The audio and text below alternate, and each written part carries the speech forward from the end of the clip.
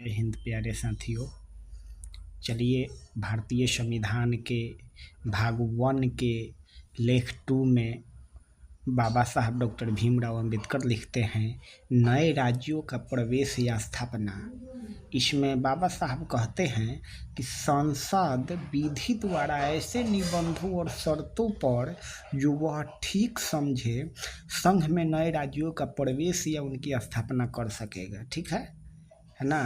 फिर आगे कहते हैं बाबा साहब लेख 2 के क में संविधान अधिनियम 1975 की धारा 5 द्वारा से निरसरित किया जा सकता है। ठीक है।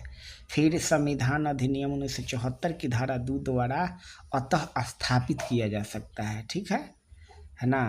और फिर आगे बाबा साहब कहते हैं लेख 3 में नए राज्यों का निर्माण और वर्तमान राज्यों को क्षेत्रों, सीमाएं या नामों में परिवर्तन का क्या बाबा साहब कहते हैं कि संसद विधि द्वारा किसी राज्य में से उसका राज्य क्षेत्र अलग करके अथवा 2 या अधिक राज्यों को या राज्यों के भागों को मिलाकर अथवा किसी राज्य क्षेत्र को किसी राज्य के भाग के साथ मिलाकर नए राज्य का निर्माण कर सकेगा। ठीक है, बाबा साहब भीमराव अंबेडकर ने दिया है।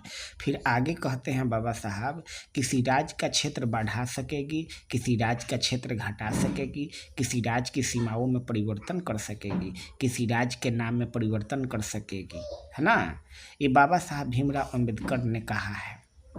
स्पष्टीकरण कहते हैं इस अनुच्छेद के खंड क से और अंग में राज्य के अंतर्गत संघ राज्य क्षेत्र है, परंतु राज्य अंतर्गत संघ राज्य क्षेत्र नहीं है। ठीक है ना। स्पष्टीकरण 2 में कहते हैं कि 2 खंड के द्वारा संसद को प्रदत्त शक्ति के अंतर्गत किसी राज्य या संघ राज्य क्षेत्र के किसी भाग को किसी अन्य राज्य या संघ राज्य क्षेत्र के साथ मिलाकर नए राज्य या संघ राज्य क्षेत्र का निर्माण करना है। ठीक है ना। आगे कहते हैं संविधान अधिनियम 1955 की धारा 2 द्वारा परंतु के स्थान पर प्रतिस्थापित करना। ठीक है।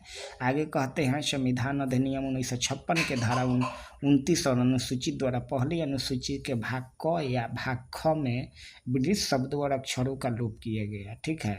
संविधान अधिनियम 1966 की धारा में संशोधन है 2 द्वारा स्थापित करेगा। तो बाबा साहब भीमराव अंबेडकर ने ये सारे शक्तियाँ दिया है ना अपने कलम के माध्यम से। ठीक है। तो यही वाणी के साथ मैं अपने वाणी को विराम देता हूँ। तब तक